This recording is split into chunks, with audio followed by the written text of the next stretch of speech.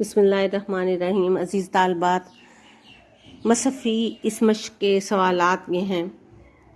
مصحفی کی پہلا سوال ہے، مصحفی کی دونوں غزلوں میں قافیہ اور ردیف کی نشاندہی کیجیے۔ مصحفی کی پہلی غزل کے ردیف ہے رہا، جبکہ اس کے قافیے ہیں اندوگیں، کریں، آستیں، حزیں، وہیں، زمیں، یقیں، مکیں اور نہیں۔ مصحفی کی دوسری غزل کی ردیف ہے لے کر، اور اس کے قوافی ہیں شاداں، ارماں، گریباں، گریباں، تاباں، گریاں، بہاراں، سلیماں۔ یہاں پر اس مشق میں جو مختصر سوالات پوچھے گئے ہیں اس میں چند جملے ایسے ہیں جو وضاحت طلب ہے۔ سوال نمبر 2 کا حصہ جز الف ہے، دنیا میں اندوگیں رہنے کا مفہوم کیا ہے؟ جس کا جواب ہے، شاعر کو زندگی نے دکھوں، پریشانیوں اور مصائب کے سوا کچھ نہیں دیا، اس لیے وہ تمام عمر پریشان، دکھی اور غمزدہ رہا۔ اس کا جز بے ہے، چمن میں خندائے گل سے حزین رہنے سے کیا مراد ہے؟ جس کا جواب ہے، حساس طبع شاعر یہ سوچ کر غمزدہ ہے کہ پھول جو کھلنے کے بعد خوش و خرم ہے اور مسکرا رہا ہے، اس کی یہ خوشی اور خوبصورتی نہایت عارضی ہے۔ دوسرا پہلو یہ بھی ہو سکتا ہے کہ شاعر خود غم و الم کا شکار ہے، اس پر پھول کے ہنسنے کو بھی وہ اپنا مذاق اڑائے جانے پر محمول کرتا ہے۔ یہ احساس شاعر کی اداسی میں مزید اضافے کا باعث ہے۔ جز نمبر جیم ہے، خون شہید عشق آخر کس رنگ میں ظاہر ہوا؟ جس کا جواب ہے، شہید عشق کا خون زمین کے نیچے بھی قرار نہ پا سکا، لہٰذا شاعر کے خیال میں وہ بہار آتے ہی لالے کے سرخ پھول کی صورت میں ظاہر ہو گیا۔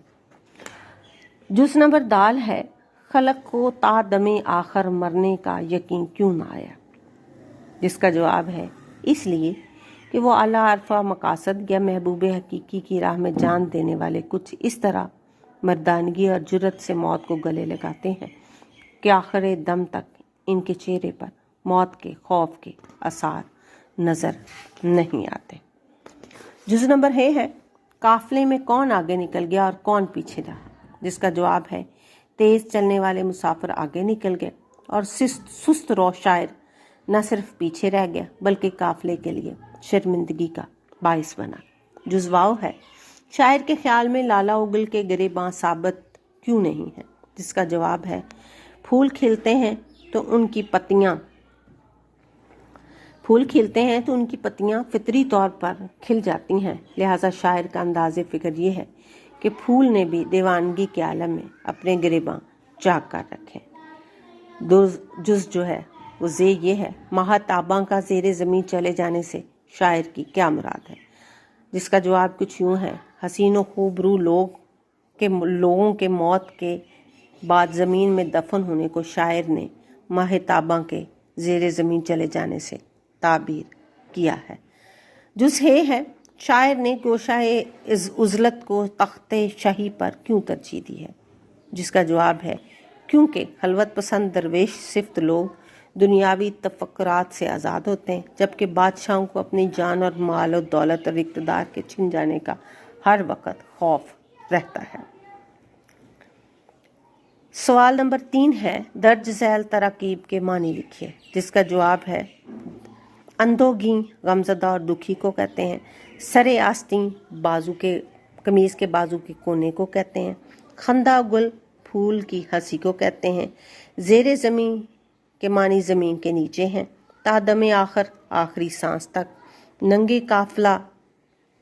قافلے کے لیے باعث شرم، دل شاداں خوش و خرم دل، تخت شہی بادشاہ کا تخت، پردہ خاک میں مٹی کے نیچے زمین کے نیچے، ماہ تاباں چمکتا ہوا چاند مراد حسین چہرہ، دیدہ گریاں روتی ہوئی آنکھ، اسیران قفس پنجرے کے قیدی، اور گوشائے عزلت تنہائی کی جگہ، خلوت گاہ گوشائے تنہائی۔ سوال نمبر 4 ہے، شاعر نے دوسری غزل میں دیدہ گریاں کو ابر سے تشبیہ دی ہے، بتائیے ان میں وجہ شبہ کیا ہے؟ جس کا جواب ہے رونے والی آنکھ آنسو بہاتی ہے جبکہ بادل پانی برساتا ہے۔ اس طرح پانی بہانا دونوں میں مشترک خصوصیت ہونے کی بنا پر وجہ شبہ ہے۔ سوال نمبر 5 ہے، کیا پہلے تلمی کی تعریف پڑھ چکے ہیں؟ بتائیے کہ دوسری غزل کے مقطع میں کون سی تلمی آئی ہے اور اس کے پس منظر میں کیا روایت ہے؟ جواب ہے اس کا، غزل کے مقطع میں شاعر نے ملک سلیمان کی تلمی استعمال کی ہے۔ حضرت سلیمان علیہ السلام قوم بنی اسرائیل کے جلیل القدر پیغمبر گزرے ہیں۔ وہ حضرت داؤد علیہ السلام کے بعد بادشاہ بنے۔ ان کا ذکر قرآن کریم کی کئی صورتوں میں آیا ہے۔ روایات کے مطابق ان کی حکومت صرف انسانوں پر ہی نہیں بلکہ جنات، جانور اور حشرات الارض، ہوا اور پرندے بھی ان کے تابع تھے، اور ان کی بادشاہت دنیا کی سب سے بڑی بادشاہت تھی۔ سوال نمبر 6 ہے، مندرجہ ذیل الفاظات کو جو ہے الفاظ و تراکیب کو اپنے جملوں میں اس طرح استعمال کیجیے کہ ان کی تذکیر و تانیث واضح ہو جائے۔ جواب ہے، دنیا، یہ فانی دنیا کسی کا ساتھ نہیں دیتی۔ غم، میں آپ کے غم کو اپنا غم تصور کرتی ہوں۔ چمن، وطن ہمارا چمن ہے، یا رب اسے سلامت رکھنا۔ مزاج، آپ کا مزاج کیسا ہے؟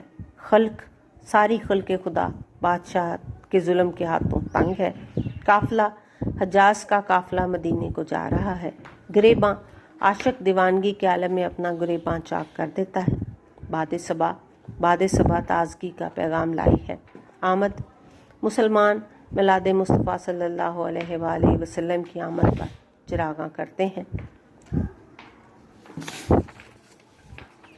یوں عزیز طالبات، اس کے علاوہ سوال نمبر 7 اور 8 میں یہ چند اشعار دیے گئے ہیں جن کی تشریح کرنی ہے۔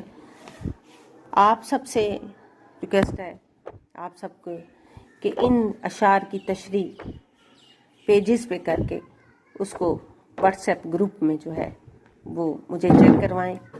یوں آج کی ہماری یہ مصحفی کی غزل جو ہے مکمل ہوتی ہے، اور اس کے مشقی سوالات بھی جو ہے وہ مکمل ہوتے ہیں۔ اللہ حافظ۔